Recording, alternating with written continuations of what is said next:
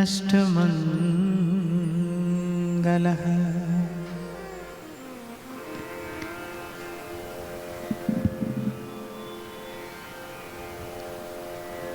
भगवान कह रहे हैं उद्धव जी से कि जैसे ही मैं इस लोक का त्याग करूंगा वैसे ही इस लोक का मंगल नष्ट हो जाएगा। नष्ट मंगलः। इस लोक का मंगल क्या है?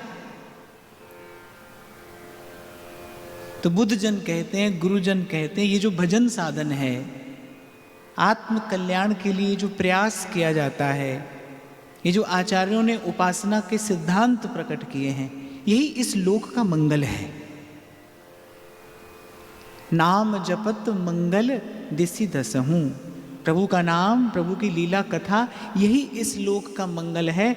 इसलिए ये जो भगवत कथा है, ये जो चिंतन है, ये जो वार्ता है, ये ना तो लोक रंजन के लिए है, ना लोक संग्रह के लिए है। भगवान की कथा तो लोक मंगल के लिए है। ये लोक मंगल है। कहीं भी कोई साधन करता है तो उससे केवल उसका नहीं, अपितु इस समग्र अस्तित्व का मंगल होता है। हमारे संतों ने इस बड़े सूक्ष्म सिद्धांत का दर्शन किया है, अनुभव किया है और इसकी प्रतिष्ठा की है। जब कोई निष्काम भाव से, शुद्ध हृदय से प्रभु के प्रीत्यार्थ भजन करता है तो उससे केवल उसका नहीं, अपितु समग्र लोक का मंगल होता है। तो इस लोक का मंगल क्या है? ये जो भजन साधन है, ये जो कथा कीर्तन है, यही इस लोक का मंगल है। और भगवान ने कहा जैसे ही मैं इस लोक का त्याग करूंगा, इस लोक का मंगल नष्ट प्राय हो जाएगा। अर्थात ये जो भक्ति के साधन है, ये धीरे धीरे लुप्त होने लगेंगे। कली अपना प्रभाव दिखाएगा, युग का अपना धर्म प्रकट होगा। फिर एक और बात आगे भगवान कहते हैं, नमस्तव्यम त्वयैवेह मया त्यक्ते महीतले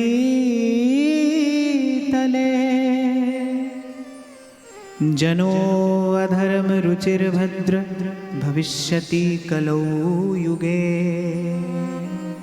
उद्धव जी ने पूछा कलयुग का धर्म क्या है? तो भगवान ने कहा जब सहज में ही रुचि अधर्म में हो जाए। हर युग का अपना एक धर्म है। जैसे सर्दी गर्मी का प्रभाव पड़ता है ना, हमारे तन पर भी पड़ता है, मन पर भी पड़ता है, ऐसे युग का भी अपना एक धर्म है, उसका भी प्रभाव पड़ता है। इसीलिए कल मैंने आपको कहा था ये इतना ही कठिन है कि काजल की कोठरी से कोई उजला निकल जाए।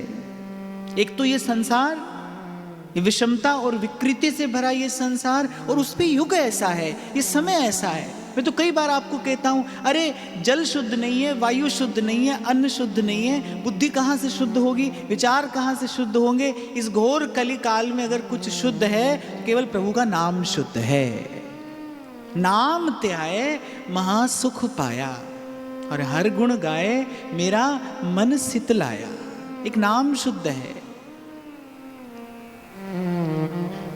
तो श्री ठाकुर जी ने कहा कि जैसे ही मैं इस लोक का त्याग करूंगा, इस धराधाम से जैसे ही मेरे चरण उठेंगे, फिर कलयुग अपना प्रसार करेगा, उस युग का धर्म प्रकट होगा। और कलयुग का धर्म क्या है? जब सहज में ही अधर्म में ही रुचि हो।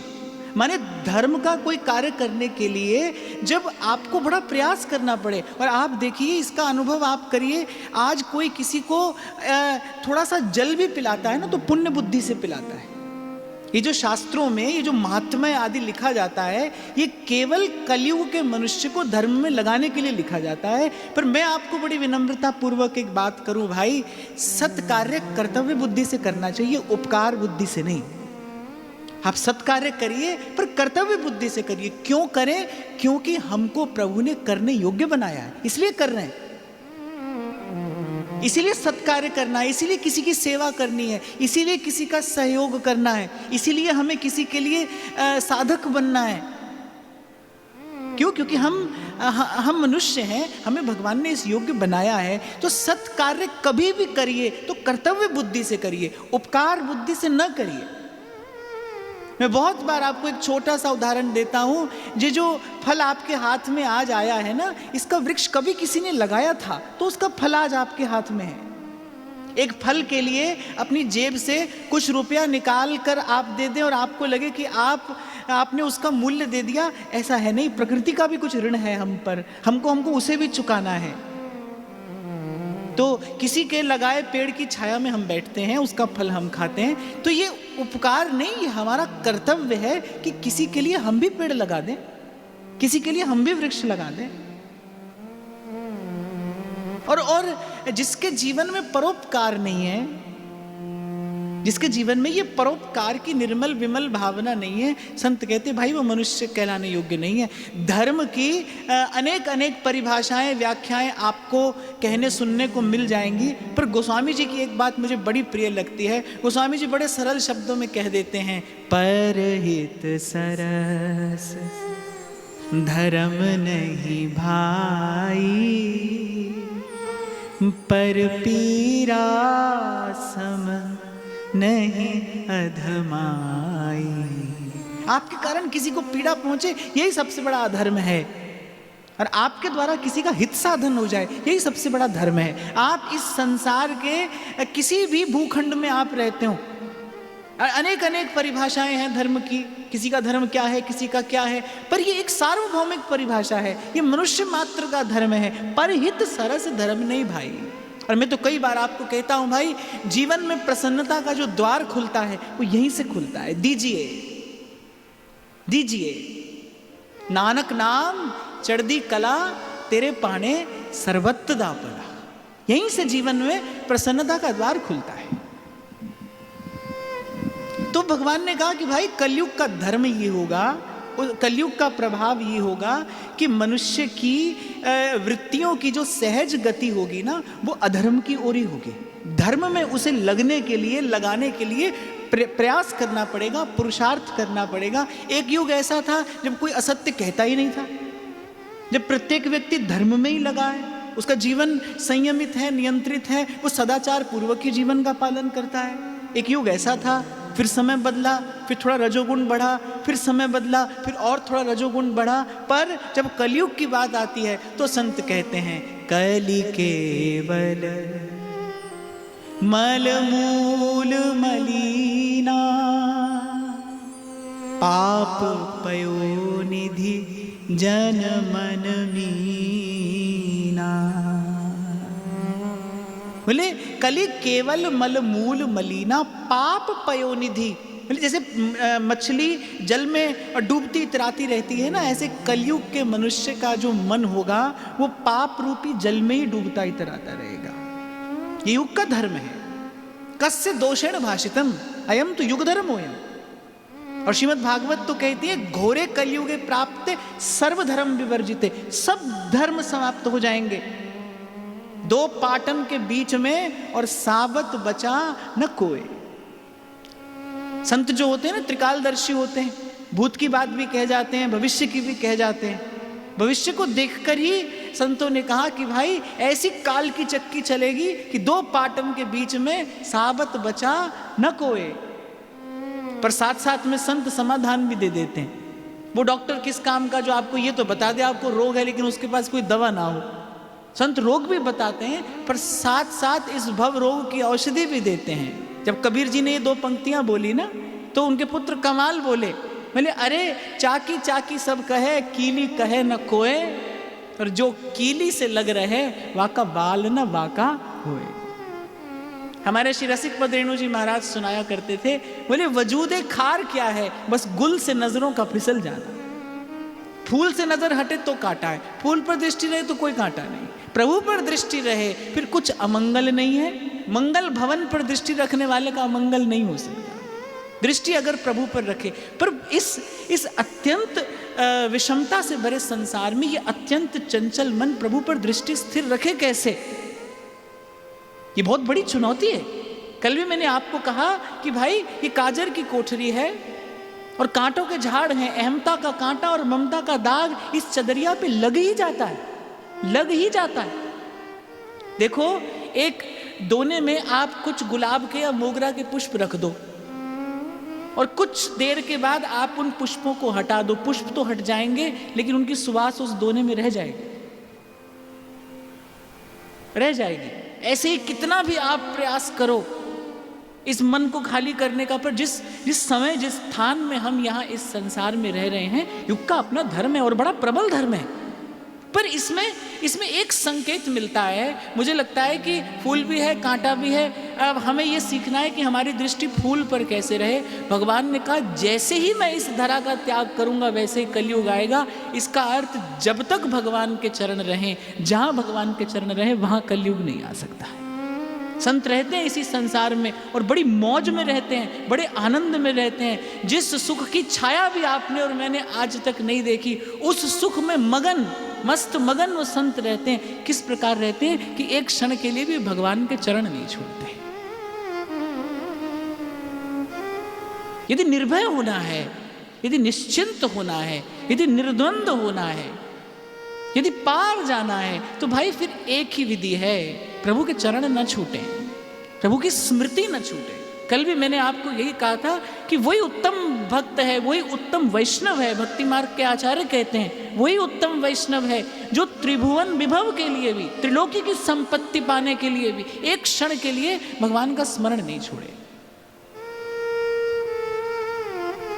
साईं बुल्ले शाह तो कहते याद रहे हरदम, भुल जानदा की कम। बस याद रहे प्रभु की स्मृति बनी रहे। संतों का ऐसा अनुभव है और अनुभव प्राप्त महापुरुषों ने ऐसा कहा है कि भगवान का केवल स्मरण मात्र ही जीव के जीवन के सब अमंगलों को नष्ट करने में समर्थ है। किसी और साधन की आपको आवश्यकता नहीं, और साधन इस युग में किया भी नहीं जा सकता। एहि कलि करम न धर्म विवेकु, राम नाम अवलंबन एको। तो धीरज रखकर बस प्रयास यही हो कि सतत भगवत स्मरण बना रहे, और सतत भगवत स्मरण वही कर सकता है जो सतत सत्संग में बना रहे, वही कर सकता है। देखो, या तो ये मार्ग है या वो मार्ग है, बीच में कुछ नहीं है। एक सत्य का मार्ग है जो सत्य की ओर लेकर जाता है, एक असत्य का मार्ग है। गीता में भगवान ने स्पष्ट किया है, और मार्ग को चयन करने का अधिकार भगवान कह रहे मैंने तुम्हें दिया है। ये जो श्री गीता जी का वाक्य है ना, कर्मण्यवाधिकारस्ते, भगवान ने एक अधिकार दिया है। मार्ग आपके सामने है, और मैं आपको अपनी ओर से ये निवेदन करूं, हर क्षण आपके सामने दो मार्ग हैं। ये जो आती जाती सांस है, इससे भजन भी हो सकता है, इसी से पतन भी हो सकता है। हर क्षण आपके सामने दो मार्ग हैं। और एक सूचना मैं आपको जरूर दे दूं कि सत्य का मार्ग है वो कठिन है, वो कठिन है। भगवान अर्जुन से कह रहे हैं कि परिणाम अमृतोपम, पर पहले कैसा है, बोले विष पीने जैसा है, बड़ा कठिन है, खरोई कठिन है। भजन ढिंग ढरबो, तमक सिंदूर मेल माथे पे, साहस सिद्ध सती को सुजल। इतना कठिन है, पर कह रहे परिणाम अमृत के जैसा मधुर है, बड़ा मीठा, बड़ा मधुर। और जो असत का मार्ग है उसमें आज तो मजा है, थोड़ी देर का तो सुख है, वो क्षण भंगुर सुख तो उसमें है, पर कह रहे फिर केवल अंधकार है, केवल अंधकार। इसीलिए संत कहते हैं रे मन संभल संभल पग धरना। कबीर कहते रे मन हंसा मोती चुगना। अपने मन को मोती चुगने का ही अभ्यास आपको मुझे कराना है।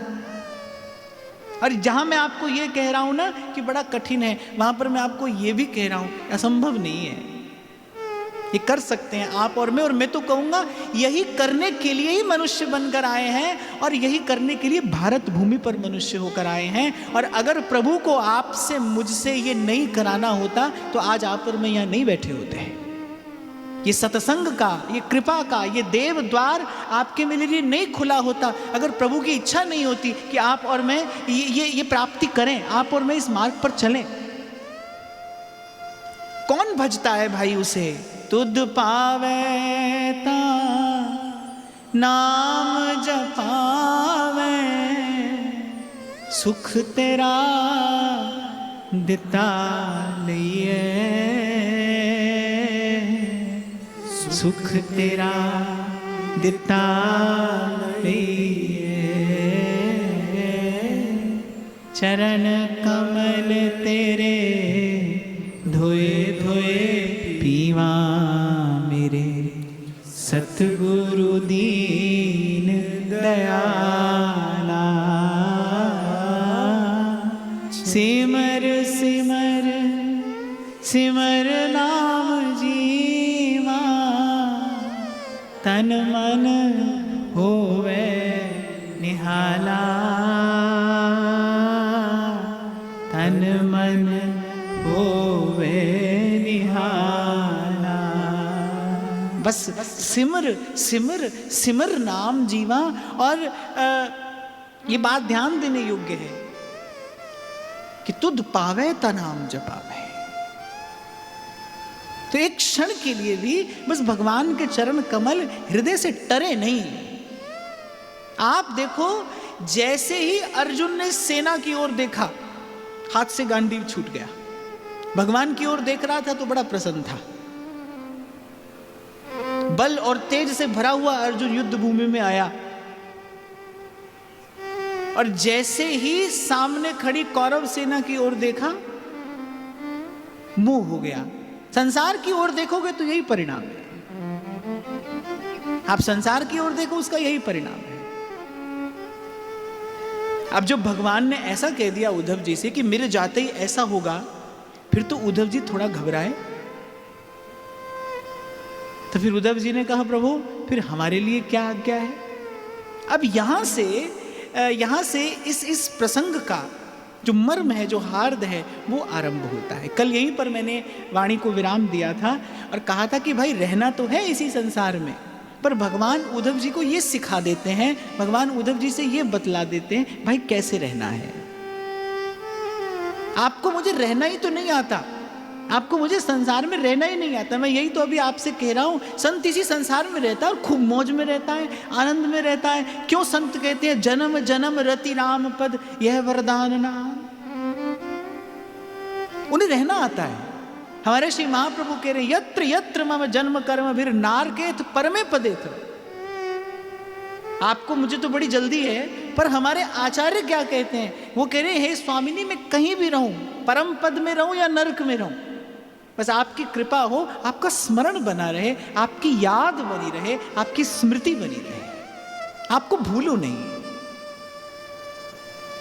महाराज जी श्री स्वामी रामसुखदास जी महाराज, वो शायद एक बार के सत्र में कई बार ये बात रटवा देते थे कि मेरे नाथ बस मैं आपको भूलूं नहीं, मैं आपको भूलूं नहीं। क्योंकि भाई सब भजन का, सब साधनों का सार यही है कि प्रभु याद रहे, प्रभु की स्मृति बनी रहे। अरे याद तो ऐसी है कि कोई किसी भी भाव से उन्हें याद करे, उसका अंत में कल्याण हो जाता है। स्मरण में कितनी शक्ति है, स्मरण में कितना बल है। संतों के मुख से मैंने सुना है भाई, स्मरण प्रभु का ही कर देता है, स्मरण प्रभु सा कर देता है। कहते हैं कि जब श्री राम और रावण का युद्ध हो रहा था तो देवता बड़े व्याकुल हो गए, बड़े चिंतित हो गए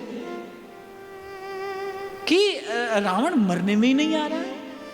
देवताओं ने पूछा कि प्रभु इसके हृदय पर सीधा प्रहार क्यों नहीं करते, वहीं पर अमृत के कुछ बिंदु हैं, प्रभु जानते हैं इसका एक शीश कटेगा फिर एक शीश आएगा, ये खेल प्रभु कब तक खेलते रहेंगे। फिर ब्रह्मा जी ने बताया, कहते हैं कि रावण ने इतना गाढ़ा भजन जानकी जी का किया है कि उसके हृदय में श्री जानकी जी का वास हो गया है। जानकी जी के हृदय में श्री रघुनाथ जी हैं, श्री रघुनाथ जी के एक एक रोम में अनंत कोटि ब्रह्मांड हैं। अगर प्रभु इसके हृदय पर सीधा प्रहार करते हैं तो अनंत अनंत ब्रह्मांड नष्ट हो जाएंगे। ये प्रभु जो लीला कर रहे हैं, जो कौतुक कर रहे हैं, जो खेल खेल रहे हैं इसके साथ, कि एक बार इसकी स्मृति क्षीण हो, इसका ध्यान जानकी जी से हटे। स्मरण में इतनी शक्ति है। किसी भी भाव से कोई जपे प्रभु का भजन, तो किसी भी भाव से कोई करे, अंत में कल्याण होता है। और गुरुजनों से युक्ति सीख कर अगर प्रेम से, प्रीति से प्रभु का भजन करना आ जाए, फिर कहना क्या, फिर उसके लिए कोई दुख नहीं है भाई, उसके लिए कोई कलयुग नहीं है, उसके लिए कोई समय बुरा नहीं है, उसके लिए कोई स्थान बुरा नहीं है। मन मस्त मगन, मन मस्त मगन, मन मस्त मगन, अब क्या वो। मन मस्त मगन, मन मस्त मगन, मन मस्त मगन, अब क्या बोले। मस्त मगन मन मस्त मगन अब क्या बोले। मन मस्त मगन मन मस्त मगन मन मस्त मगन अब क्या बोले। मन मस्त मगन मन मस्त मगन मन मस्त मगन अब क्या बोले। अच्छी बात है, कभी मौका आए तो गा बजा लेना चाहिए, ऐसे तो पता नहीं हम कब मस्त मगन होंगे। यहाँ सत्संग में बैठकर इन संतों के साथ तो हो जाए। गाओ। मन मस्त मगन मन मस्त मगन मन मस्त मगन अब क्या बोले। मन मस्त मगन मन मस्त मगन मन मस्त मगन अब क्या बोले। हीरा पाया गांठ गठिया, हीरा पाया गांठ गठियाया। बार बार वको क्यों खोले। मन मस्त मगन मन मस्त मगन मन मस्त मगन अब क्या बोले। मन मस्त मगन मन मस्त मगन मन मस्त मगन अब क्या बोले। सूरत कलारी भई मतवारी, सूरत कलारी भई मतवारी। मदवा पी गई बिन तोले। मन मस्त मगन मन मस्त मगन मन मस्त मगन अब क्या बोले। मन मस्त मगन मन मस्त मगन मन मस्त मगन अब क्या बोले। देखो, भगवान के दर्शन में तो सुख है, वो तो दर्शनीय है। और मुझे लगता है भगवान ही दर्शनीय है, बस दर्शन करने योग्य प्रभु ही है। पर उससे कहीं अधिक सुख, उससे कहीं अधिक आनंद प्रभु के प्रेम में छके किसी भक्त का दर्शन करने में है। क्योंकि भगवान कह रहे ऐसे भक्त का दर्शन मुझे सुख देता है, जिनका दर्शन सारे सारे अस्तित्व को सुखी करता है। वो किसके दर्शन से सुखी होते हैं? भगवान कहते हैं वागगदा द्रवते यस्य चित्तम। कह रहे जिसकी वाणी गदगद हो रही है, जिसका चित्त द्रवीभूत हो रहा है। रुदत्य भीक्ष्णम हसती क्वचित, कभी रोता है कभी हंसता है। विलज्जुगायति नृत्यति च, और कभी लज्जा छोड़कर उच्च स्वर से मेरे नाम का उच्चारण करता हुआ नृत्य करता है। अरे ऐसा भक्त मद्भक्ति युक्तो भुवनम पुनाति। कह दे ऐसा मेरा एक भक्त मद्भक्ति युक्तो भुवनम पुनाति। केवल इस लोक इस संसार को नहीं, कह रहे 3 लोक 14 भुवन को पवित्र करता है। ऐसा एक भक्त, एक। वाग गदगदा द्रवते यस्य चित्तम, इसका कंठ स्वर गदगद हो रहा हो, चित्त द्रवीभूत हो रहा, कभी रोता हो कभी हंसता हो। विलज्ज उद्गायति नृत्यति च, कभी गाता हो और कभी नाचता हो। भगवान कह रहे ऐसे भक्त का ये दिव्य विग्रह है, ये मुझे सुख देता है, ये मुझे आनंद देता है। ऐसा भक्त आनंद कंद के आनंद का कारण है। देखो, आपने सुना होगा कि भगवान भक्तों के पीछे पीछे डोलते हैं, संतों के पीछे पीछे डोलते हैं कि इनकी चरण रज मुझ पर पड़ जाए, मैं पावन हो जाऊं, मैं पवित्र हो जाऊं। अब किसी ने पूछा प्रभु आप में ऐसी अपवित्रता कहां से आ गई? तो श्री ठाकुर जी कहते हैं कि भाई देखो, हम थोड़ा छल कपट सबसे करते हैं। ठाकुर जी ने कहा हम थोड़ा छल कपट अपने सब भक्तों से करते हैं। कैसा छल कपट? बोले देखो, भक्त कहता है कि मेरा सर्वस्व आपका है, मैं सारा का सारा आपका हूं, मैं पूर्ण रूपेण आपका हूं। तो ठाकुर जी कह रहे हैं हाँ, हम भी अपने भक्त से कह तो देते हैं, पर हम पूर्ण रूपेण उसके होते नहीं। एक के हो जाएंगे तो बाकी सबका क्या होगा? तो कहते थोड़ा सा छल हम अपने हर भक्त से करते। क्या करें, हमें करना पड़ता है। हम क्या करें, हमें ऐसा करना पड़ता है। तो इसके कारण थोड़ी सी अपावनता हम में आ जाती है। ये कुछ और नहीं, ये प्रभु की करुणा है, ये प्रभु की उदारता है, ये उनका शील है, ये उनका स्वभाव है। कह रहे इसीलिए अपने भक्तों के पीछे पीछे डोलते हैं, उनके चरण धूल हम पर पड़े और हम पवित्र हो जाएं, हम पावन हो जाएं। पर वस्तुतः ऐसे भक्त का दर्शन प्रभु को सुख देता है। मन मस्त मगन, मन मस्त मगन, मन मस्त मगन, अब क्या हो। मन मस्त मगन, मन मस्त मगन, मन मस्त मगन, अब क्या बोले। मन मस्त मगन, मन मस्त मगन, मन मस्त मगन, अब क्या बोले। मन मस्त मगन, मन मस्त मगन, मन मस्त मगन, अब क्या बोले। और इस मस्ती में कबीर बड़े पते की एक बात बोल जाते हैं। इस आनंद में, इस आनंदातिरेक में कबीर बड़े रहस्य की एक बात बोल जाते हैं। कहत कबीर सुनो भाई साधो, कहत कबीर सुनो भाई साधो, साहेब मिल गए तिल ओले। कहते हैं वो जो सबसे बड़ा है, महतो महियान, भगवती श्रुति कहती है जो बड़े से बड़ा है। कह रहे वो मुझे कहाँ मिला है? बोले तिल की ओट में मिला है। कहत कबीर सुनो भाई साधो, साहेब मिल गए तिल ओले। कह रहे तिल की ओट में मिल गया। किसी ने कहा थोड़ा खोल कर बताइए, तो कहते गुरु किसी ने जो एक नाम दिया था ना, बस उस नाम की ओट में ही मुझे साहेब मिल गया, बस एक नाम से मिल गया। कहत कबीर सुनो भाई साधो, कहत कबीर सुनो भाई साधो, साहेब मिल गया तिल खोले। मन मस्त मगन, मन मस्त मगन, मन मस्त मगन, अब क्या बोले। मन मस्त मगन, मन मस्त मगन, मन मस्त मगन, अब क्या बोले। मन मस्त मगन, मन मस्त मगन, मन मस्त मगन, अब क्या बोले। मन मस्त मगन, मन मस्त मगन, मन मस्त मगन, अब क्या बोले। इसलिए बस इस युग में, इस काल में यही एक कृत कर्तव्य है भाई। एक शब्द हरिवंश नाम राख्यो समीप। आहा, कैसे सेवक जी महाराज कहते हैं, हरिवंश नाम बिसरे न छिन।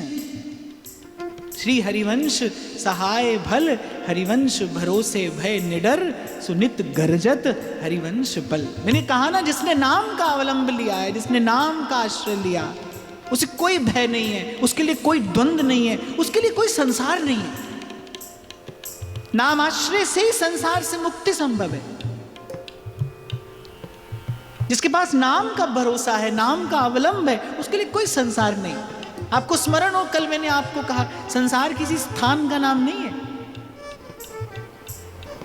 कह देते हो आप कि अब संसार छोड़ दिया हमने। संसार किसी स्थान का नाम नहीं है भाई, संसार द्वंद्व का नाम है। द्वंद्व का नाम संसार है। जब तक द्वंद्व है तब तक संसार है। नाम का आश्रय द्वंद्व मुक्त कर देता है, मस्त मगन कर देता है।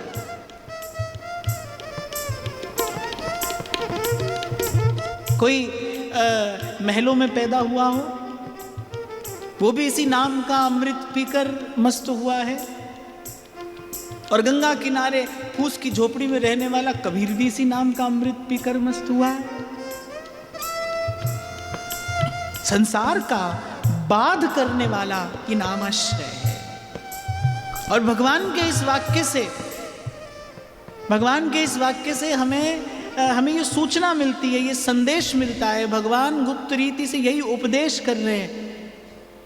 कभी कभी कोई बात सीधी न कहकर, ताकि अनधिकारी व्यक्ति उसका दुरुपयोग न कर ले, कोई बात गुप्त रीति से कही जाती है। और वैसे भी भगवान की वाणी तो कैसी है, मधुरया गिरा वल्गु वाक्यया और बुध मनोज्ञया।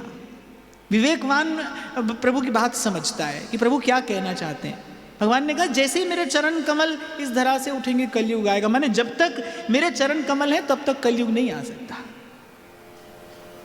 जब तक जीव मेरे चरणाश्रय में है वो निर्भय है, वो निर्द्वंद है।